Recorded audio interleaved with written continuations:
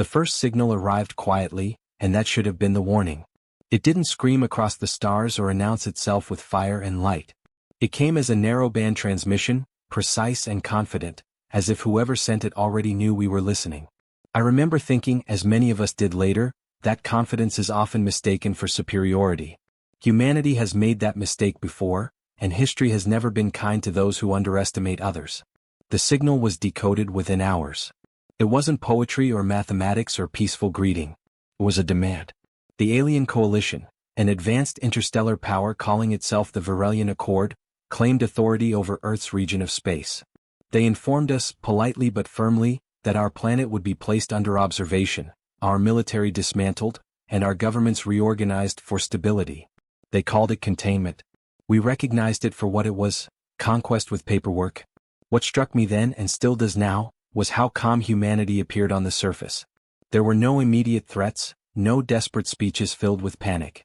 World leaders spoke carefully. Scientists analyzed quietly. Militaries did not mobilize openly. To the Varelians this looked like weakness. To those of us who understood human history, it looked like preparation. Humans don't roar first. We think. And thinking, when done together, can be more dangerous than any weapon. The Varelians arrived 3 weeks later. Their fleet stopped just beyond the orbit of the moon, massive and orderly, their ships shaped like polished obsidian blades. They broadcast again, this time with visuals. Tall, thin beings with silver skin and cold eyes addressed us as if speaking to children. They explained that resistance would be inefficient. Humanity, they said, was brave but outdated. Creative but undisciplined. Emotional. I remember how those words stung because they weren't entirely wrong. But they misunderstood something vital. Humans don't eliminate emotion in war, we weaponize it. What the Varelians never saw were the meetings that happened underground, in soundproof rooms, in quiet facilities spread across the planet. Generals were present, yes, but they were not in charge. Engineers spoke more than admirals. Psychologists argued alongside tacticians. Even historians had a seat at the table. Humanity wasn't choosing how to win a battle. We were deciding how to survive a species-level test. The first skirmish happened above the Pacific. A Varelian drone entered Earth's airspace without permission, scanning military installations. Humanity responded with a single interceptor, outdated by galactic standards, piloted by Commander Elena Reyes. Her orders were simple: observe, provoke lightly, retreat if necessary. She followed them exactly. When the drone fired first, she recorded everything before disengaging. That data would later save millions of lives. Sometimes courage isn't about charging forward, it's about staying alive long enough to learn. The Varelians declared the encounter proof of human aggression. They imposed a deadline: surrender command authority within 72 hours or face limited enforcement. That phrase should chill anyone who's ever studied war. Limited enforcement usually means overwhelming force applied selectively. They believed they could break us quickly, cleanly, without damaging the planet they intended to rule. They didn't understand that humans fight hardest when protecting something they love. When the deadline passed, the Varelian fleet moved closer. Their first strike disabled several satellites and power grids. Cities went dark. Communication fractured. And yet, humanity didn't collapse. Communities adapted. Old systems came back online. Amateur radio operators bridged gaps where advanced networks failed. In moments like that, I'm reminded that human strength doesn't come from technology alone. It comes from redundancy, stubbornness, and the refusal to stop functioning. Then came the moment that changed everything. Instead of deploying massive fleets or nuclear deterrents, Earth launched a series of small, unmarked craft. No insignia. No broadcasts. Just silence. The Varelians laughed at first. Their analysts dismissed the ships as reconnaissance or desperate posturing. They didn't understand the philosophy behind them. Humans weren't sending symbols of power. We were sending professionals. These were not soldiers in parade uniforms or officers trained for ceremony. They were specialists, pilots, hackers, engineers, tacticians, people trained to operate independently, adapt rapidly, and disappear when necessary. Humanity didn't send generals to be seen. We sent operators trained to solve problems quietly and permanently. And that, I believe, is where the Varelians truly miscalculated. The first Varelian cruiser went silent without an explosion. Its systems shut down one by one, overridden by a logic the aliens had never anticipated: human improvisation. Our teams exploited tiny inconsistencies, inefficiencies that Varelian perfectionism had ignored. In striving for flawless systems, They had forgotten how dangerous unpredictability could be. Humans thrive in chaos. We evolved in it. As reports of disabled ships spread through the Varelian fleet, confusion followed. They couldn't understand how a less advanced species was dismantling their forces without open battle. And I remember thinking then, as I do now, that advancement isn't just about how far you've gone, it's about how many ways you've learned to survive failure. By the end of that first week, the war was no longer theoretical. It was real, it was messy, and it was terrifying. Humanity had crossed a line and there was no going back. But there was also something else spreading across the planet, a quiet, steady resolve. We weren't fighting to dominate the stars. We were fighting to remain ourselves. And that, in every war humanity has ever survived, has been our greatest weapon. Every war reaches a moment where cleverness alone is no longer enough, and humanity reached that moment faster than we expected. The early successes against the Varelian fleet gave us confidence, but confidence is a dangerous thing when it starts to feel like certainty. I've learned, watching history repeat itself, that humans are at their best when hopeful, and at their worst when they believe victory is guaranteed. The Varelians adapted. That was the first real sign that they were not fools, only unfamiliar with our way of thinking. They stopped relying on centralized systems and began isolating their ships. Their formations grew looser, less elegant, but more resilient. It was ugly by their standards but effective. Watching their fleet change felt like watching a predator learn that its prey bites back. Respect was forming, and respect in war often arrives alongside escalation. Humanity felt the shift immediately. Our quiet victories slowed. Recon teams reported heavier resistance, tighter encryption, faster response times. The war was no longer a puzzle we could solve invisibly. It was becoming a contest of endurance. And endurance, as humans know better than most species, always demands sacrifice. The first major loss came near Mars. A human strike team boarded a Varelian logistics vessel, intending to disable its supply coordination. They succeeded, but extraction failed. Varelian counter-units sealed the ship, vented compartments, and cut power. The team knew what that meant. They transmitted their final report calmly, clinically, even joking at the end. When the channel went silent, Earth didn't celebrate the mission's success. We mourned the people who made it possible. That moment changed the tone back home. Streets that had been cautiously optimistic grew quiet. Memorials appeared overnight, digital at first, then physical. Names were read aloud across networks that still functioned. Humanity remembered something essential. This wasn't a game of strategy anymore. It was life and death, and the people paying the price were not abstractions. They were sons, daughters, friends, and mentors. The Varelians, for their part, made a mistake common to many conquerors. They interpreted our grief as weakening morale. Their broadcast grew sharper, more aggressive. They spoke of inevitability, of the futility of resistance. They showed images of captured human equipment, dissected and analyzed. What they failed to understand was that humans do not respond to loss by surrendering. We respond by committing. Earth's response was not louder weapons but deeper coordination. Militaries that once guarded national borders now operated as a single organism. Old rivalries dissolved under pressure. Shared command structures emerged not because they were perfect but because they were necessary. Humanity's greatest strength has never been unity by default. It has been unity under threat. One of the most important developments happened far from the battlefield, inside a research station buried beneath the Alps. There, scientists and engineers studied recovered Varelian technology. They didn't try to copy it. Instead, they asked a different question: why does it work this way? That curiosity, humble and relentless, unlocked insights the Varelians never anticipated. Their systems were optimized for efficiency, not resilience. Humans, by contrast, designed for failure because we expect it. Using that insight, humanity began modifying its tactics. Ships were redesigned mid-conflict, patched together with imperfect but flexible systems. Software updates rolled out constantly, changing behavior faster than the Varelians could adapt. It wasn't elegant. It wasn't clean. But it worked. Humans weren't trying to outmatch alien perfection. We were exploiting its rigidity. The Varelians responded with force. A full assault group broke through Earth's outer defenses and targeted orbital habitats. The battle was brutal and public. Explosions lit the darkness above the planet. Debris fell like artificial meteors. Millions watched live feeds as human crews held the line with outdated ships and sheer determination. Some didn't make it back. And yet, the habitat stood. What struck me most about that battle wasn't the firepower. It was the coordination. Civilian traffic rerouted itself. Emergency responders worked alongside military units without hesitation. People followed instructions not because they were ordered to, but because they understood what was at stake. Humanity wasn't being commanded anymore. We were participating. In response to the failed assault, the Varelian Accord changed its strategy again. They stopped aiming to intimidate and began aiming to exhaust. Supply lines were targeted. Communications disrupted. They wanted to wear us down slowly, believing time was on their side. That belief revealed their greatest misunderstanding of humanity. We are a species built by surviving long, slow hardships. As weeks turned into months, something unexpected happened. Smaller alien civilizations began paying attention.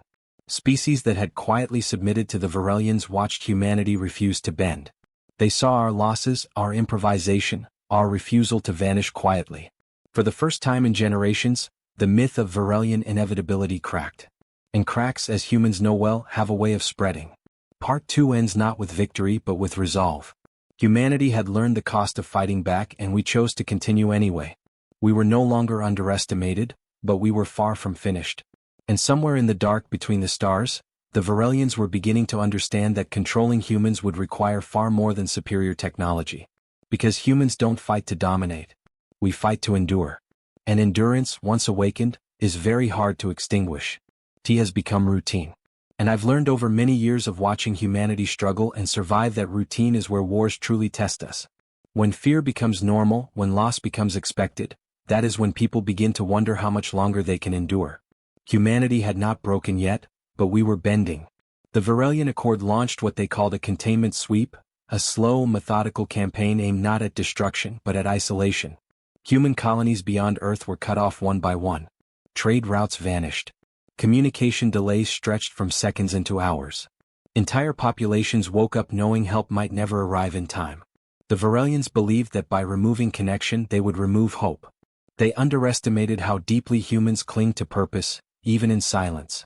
On Earth the pressure was just as heavy. Resources were stretched thin.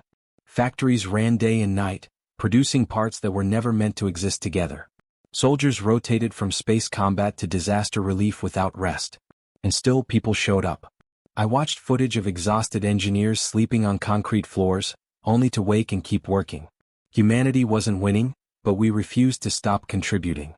The turning point came at Station Helios, an orbital hub that linked Earth to the outer defensive line. When the Varelians attacked, it wasn't with overwhelming force. They used precision, targeting life support and gravity systems. Panic spread quickly.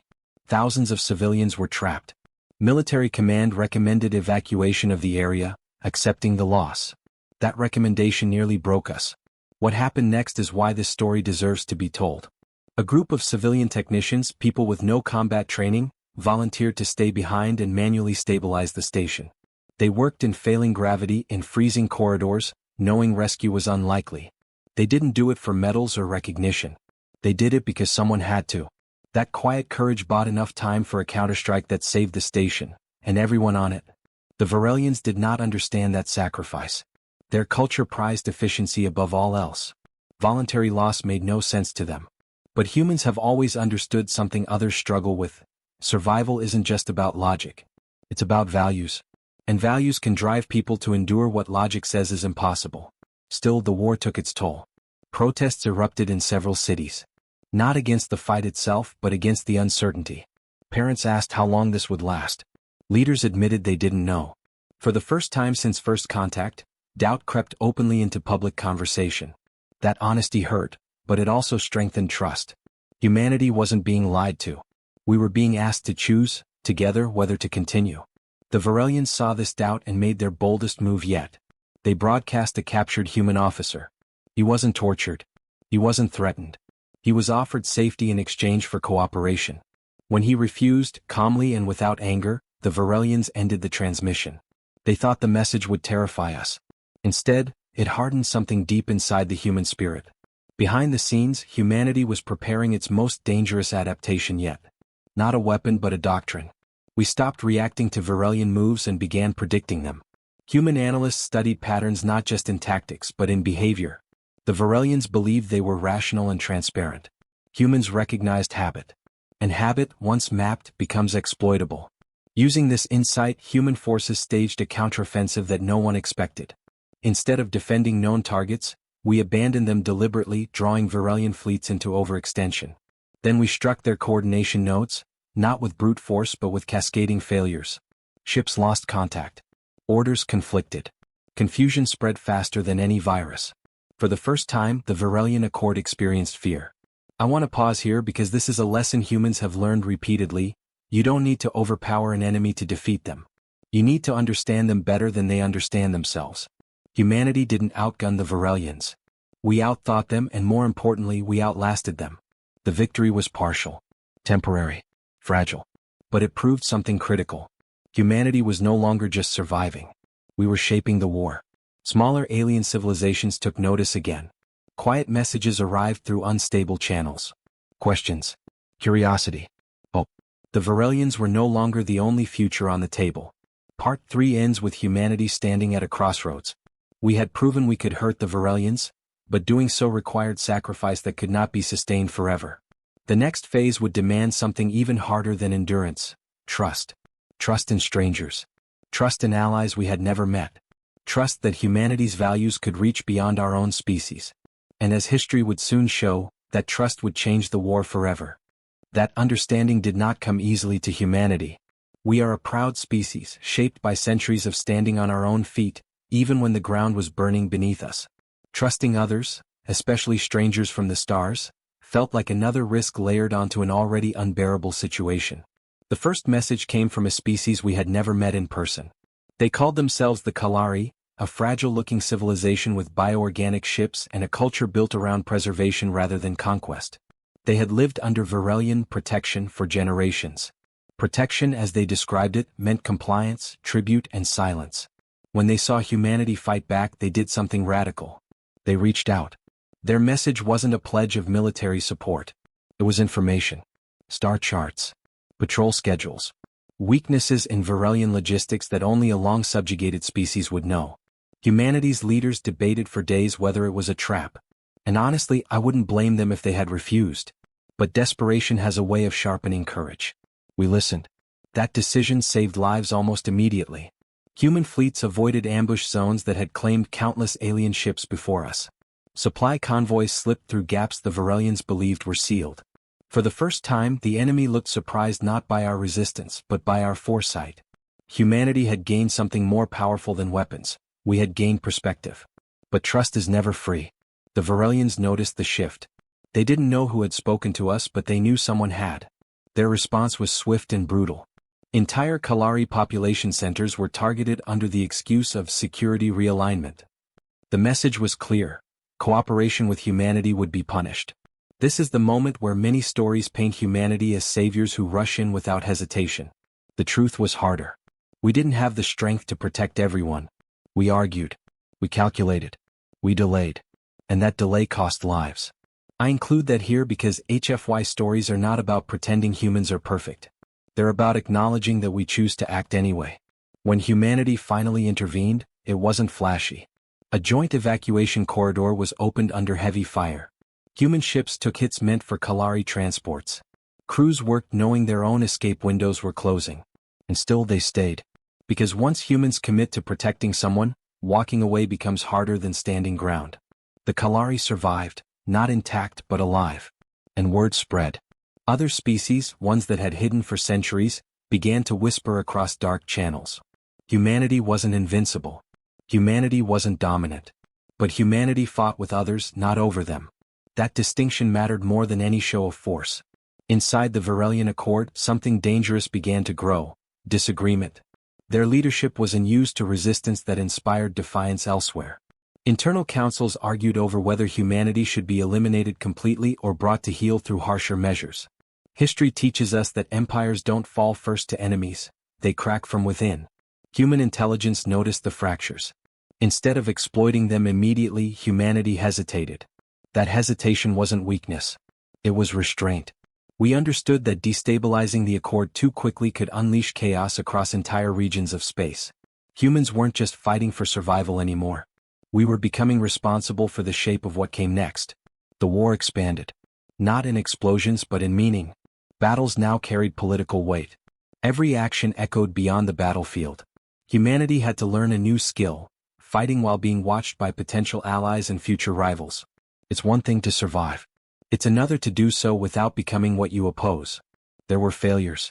One Allied convoy was misdirected and destroyed due to human error. The guilt was heavy. Apologies were offered, openly and publicly. The Varelians expected blame shifting or denial.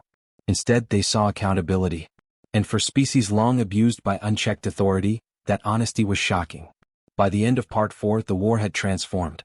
Humanity was no longer a lone defiant voice. We were a catalyst.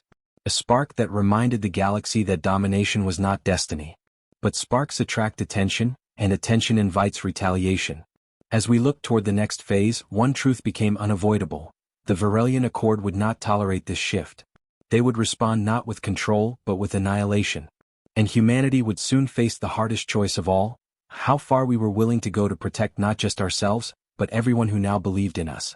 Humanity had proven itself clever, resilient, and brave, but cleverness can only delay inevitability for so long.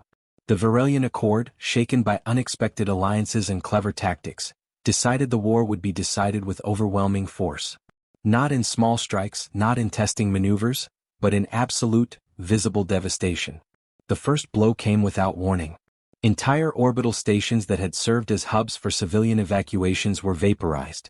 The attacks were precise, surgical, and merciless. Millions of people were trapped in space. Millions more watched helplessly from Earth. I remember reading the reports and feeling a weight in my chest. Humanity had been reminded how fragile we really are. Even our ingenuity cannot shield us from the consequences of being underestimated for too long. The loss triggered a wave of doubt. Cities fell into panic.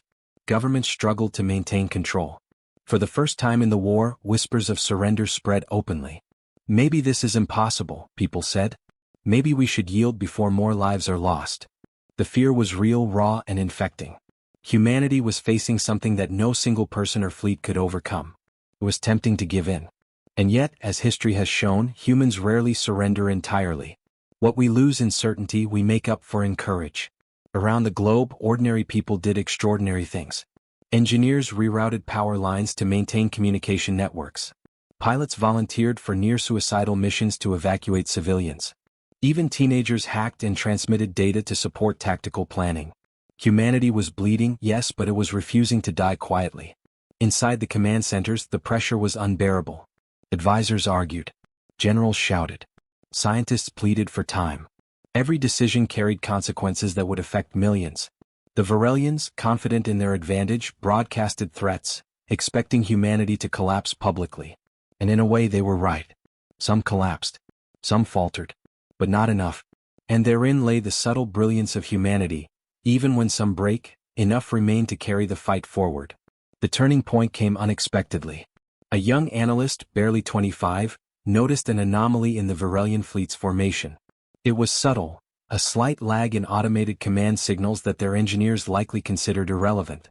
Humanity had learned that perfection is a trap. Small, overlooked imperfections can be leveraged with intelligence and courage. She presented her findings to the High Command, proposing a bold maneuver, a concentrated strike not to destroy but to confuse. The operation was audacious. Ships smaller than the Varelian cruisers, piloted by humans who knew they might not survive, infiltrated the enemy's fleet using the anomaly as a blind spot. They disrupted coordination, turning Varelian weapons against each other, and buying precious time for civilian evacuations. The cost was high. Hundreds of pilots and engineers were lost. But it worked. Humanity had survived the first true test of attrition. Yet survival came with moral weight. Every life lost was remembered. Humanity mourned collectively, but we also reflected. We realized that bravery without reflection becomes recklessness. Courage without strategy becomes futile.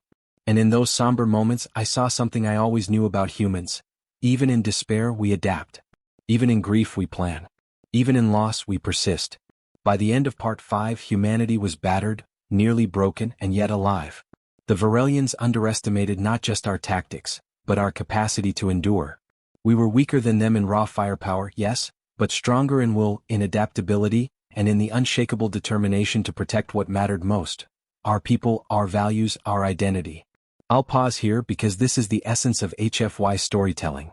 Humanity's darkest hour is not measured by the forces arrayed against us, nor the destruction we endure. It is measured by the decision to continue anyway, and to fight not for glory but for survival, for unity, and for the promise that our ingenuity will find a way no matter the odds. After humanity's darkest hour, something extraordinary began to take shape. The Varelian Accord, confident in their superiority, had overextended themselves. They assumed humanity was cornered, demoralized, and incapable of coordinated response. They did not account for one fundamental human trait. When cornered, we innovate. When threatened, we collaborate. And when the universe seems stacked against us, we find allies in the unlikeliest of places. That ally came from a species humans had long ignored, the Lurathi, a secretive race of sentient navigators who had survived Varelian dominion by hiding in remote star systems. To the Varelians, the Lurathi were insignificant, a footnote in interstellar governance. But humans saw opportunity. Through encrypted communication and careful negotiation, humanity offered partnership, mutual survival in exchange for shared knowledge and technology. The Lurathi agreed, cautiously, and humanity learned another lesson. Courage often requires reaching out, even when trust feels impossible. The alliance changed the war immediately. Lurathi engineers helped humanity exploit weak points in Varelian fleet logistics. Their understanding of hyperspace routes and communication delays allowed human fleets to anticipate attacks and strike where they would least expect. Suddenly, missions that had seemed impossible, rescuing civilians, sabotaging enemy supply chains, and reclaiming orbital stations, were feasible. Not because humans were stronger, but because humans were resourceful and willing to share knowledge and responsibility. But the Varelians were not idle observers. They responded with what can only be described as desperation.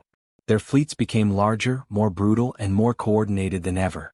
In one massive assault, a blockade was established around the outer colonies. Humanity was faced with a cruel reality. Even with allies, we were still vastly outgunned. The tension was unbearable, and many questioned whether we were repeating history, this time with extinction as the prize. It was during this crisis that human ingenuity truly shone. Instead of attempting a frontal assault, humans developed a plan that seemed almost reckless. Using holographic decoys, variable thrust craft, and coordinated electronic interference, we created phantom fleets that tricked the Varelians into attacking ghosts. Entire strike groups were led on false paths, leaving actual human and allied forces free to evacuate civilians and strike at isolated supply ships. It was daring, it was chaotic, and it worked.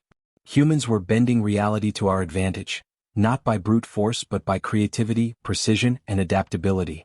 Meanwhile, the Varelians' arrogance began to fracture their command. Lower-ranking officers began to question orders as anomalies grew too frequent to ignore. For the first time, humanity noticed hesitation in their enemies. And here is the subtle HFY truth: humans do not merely endure adversity. We adapt, improvise, and exploit the rigidity of those who presume control. Our enemies may be faster, stronger, and more technologically advanced, but we are unpredictable, and that unpredictability becomes a weapon. Yet victory was not without cost. Many Lurathi ships were destroyed and human casualties continued to mount. Civilian colonies were damaged. Families grieved. But even in grief, humanity learned resilience. Each setback became a lesson. Every loss was catalogued, studied, and transformed into strategy.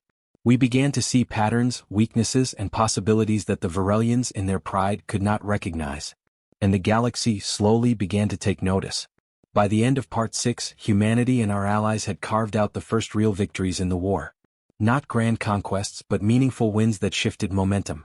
The Varelians had underestimated not only our courage, but our willingness to collaborate, to innovate, and to endure beyond what logic deemed reasonable. Humanity had become more than a species resisting domination.